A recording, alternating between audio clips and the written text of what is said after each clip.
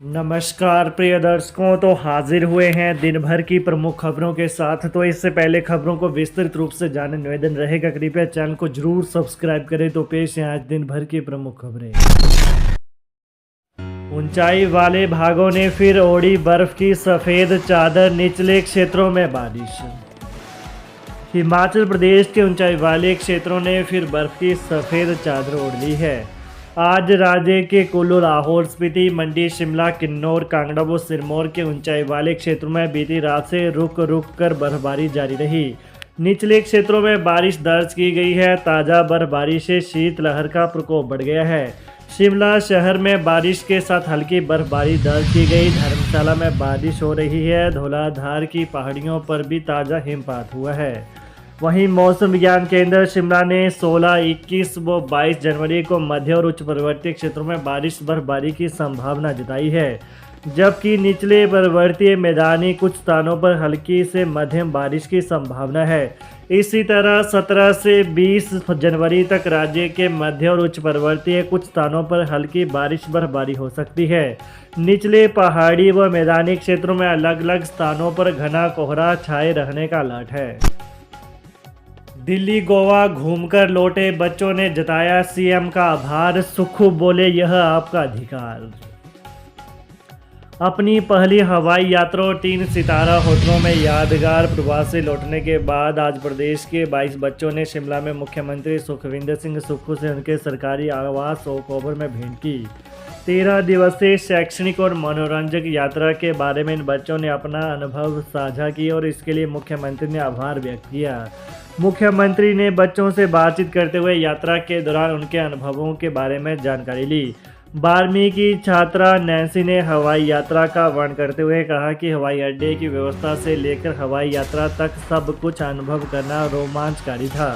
ऐतिहासिक स्मारकों का भी दौरा किया। कशिश ने दिल्ली के विज्ञान संग्रहालय में प्रदर्शित वस्तुओं के प्रति अपने आकर्षण और काल्पनिक सवारी की खुशी को साझा किया।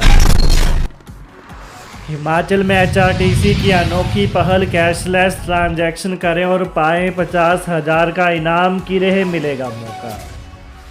हिमाचल पथ परिवहन निगम एचआरटीसी कैशलेस ट्रांजैक्शन को बढ़ावा देने के लिए अब डिपो स्तर पर अधिकारियों में प्रतिस्पर्धा करवा रहा है। प्रदेश के 27 डिपो में जिस डिपो में सबसे अधिक कैशलेस ट्रांजैक्शन होगी उसे 50,000 रुपये इनाम दिया जाएगा। दूसरे व तीसरे स्थान पर रहने वालों को 30,000 व 20,000 रुपये इनाम दिया जाएगा। जनवरी से ही इनका आकलन होगा। इससे पहले परिचालकों को भी अधिक कैशलेस ट्रांजैक्शन करने पर सम्मानित किया जा चुका है।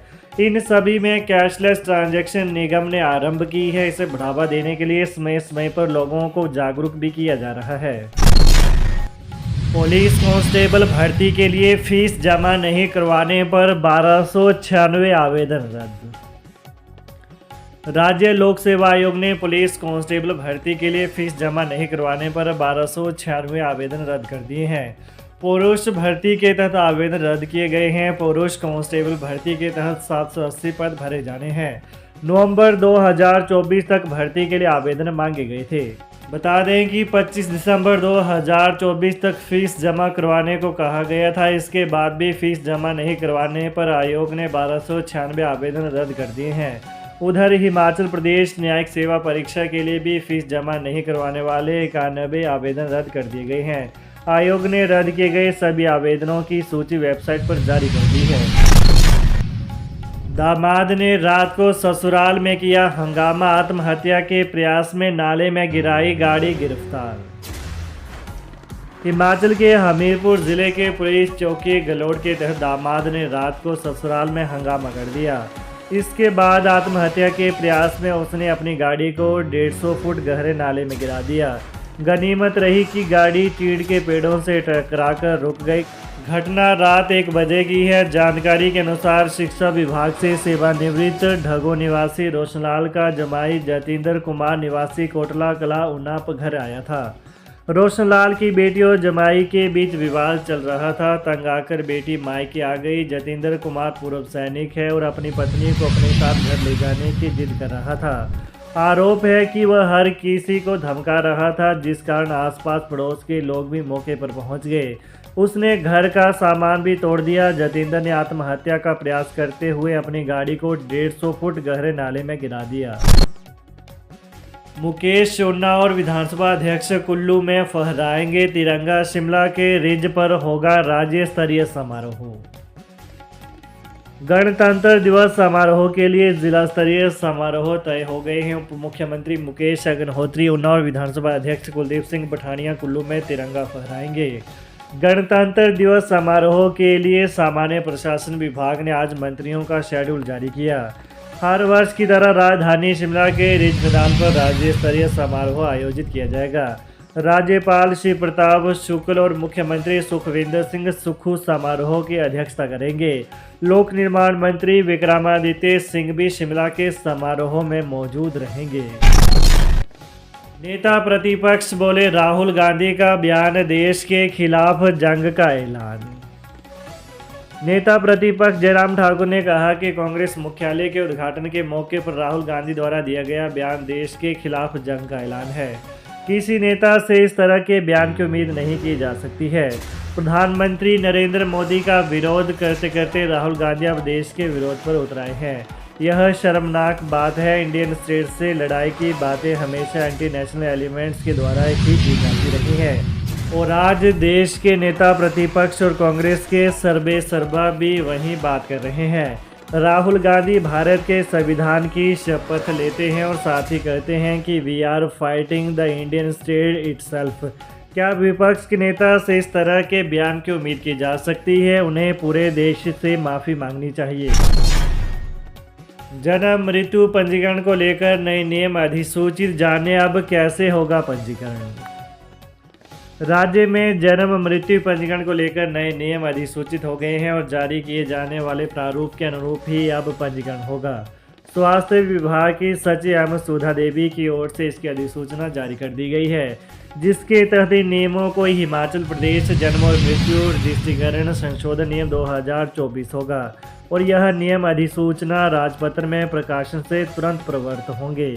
नियम 5 के किए गए संशोधन के तहत इन नियमों में निर्दिष्ट प्रारूपों में नाम जहां भी आता है वहां अब प्रथम नाम, मध्य नाम व अंतिम नाम का प्रारूप दिया जाएगा और नाम में कोई संक्षेप अक्षर अंतर्वृष्टि नहीं होंगे। वहीं तारीख जहां भी आती है वहां दिन, मास, वर्ष का प्रारूप दिया जाएगा, जिसमें 2 अंकों में दिन, 2 अंकों में मास और 4 अंकों में वर्ष लिखा जाएगा। पता के स्थान पर राज्य या संघ, राज्य क्षेत्र, जिला, उपजिला, नगर या गांव, वार्ड संख्या, परिक्षेत्र, मकान संख्या, पिन कोड लिखना होगा।